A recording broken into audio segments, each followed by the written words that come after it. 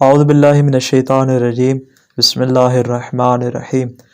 بعض اوقات ایسا ہوتا ہے کہ انسان کا معدہ جو ہے وہ گڑبڑ کا شکار ہو جاتا ہے، یعنی ظاہراً جو ہے وہ اس کا معدہ صحیح طور پر فعالیت بھی رکھتا ہے، صحیح طور پر کام بھی کرتا ہے، اس کی غذا کو ہضم بھی کرتا ہے، لیکن اس کے باوجود بعض اوقات انسان کوئی ایسی غذا تناول کر لیتا ہے کہ جس کی وجہ سے اس کے معدے سے عجیب و غریب قسم کی آوازیں آنا شروع ہو جاتی ہیں، کہ بعض اوقات جس کی وجہ سے انسان شرم محسوس بھی کرتا ہے کہ دوسرے لوگ اس قسم کی آوازوں کو نہ سنیں۔ اس کے متعلق احادیث میں مختلف طرح کے علاجات بیان ہیں، ان میں سے پہلی چیز ہے کالا دانہ یعنی اسپند کو شہد میں ملا کر استعمال کرنا۔ یہ اسپند ایک دوائی ہے جو کہ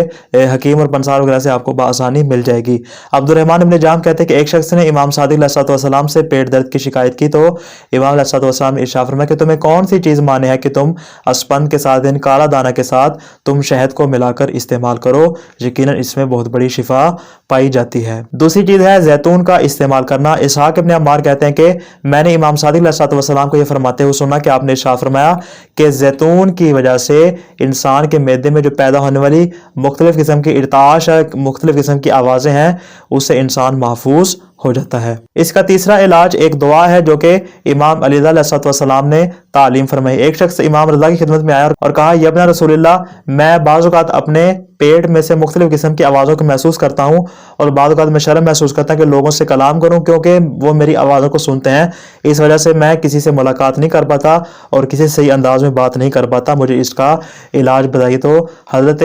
امام علی رضا علیہ السلام نے ارشاد فرمایا کہ جب تم رات کو نماز تہجد پڑھ لو، نماز شب پڑھ لو، تو نماز تہجد مکمل کرنے کے بعد اپنی زبان سے یہ والے کلمات جاری کرو: اللہم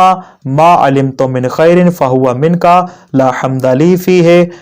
وما علمت من سوء فقد حذرتنیہ فلا عذر لی فیہ اللہم انی اعوذ بک ان اتکل علی ما لا حمد لی علیہ او آمن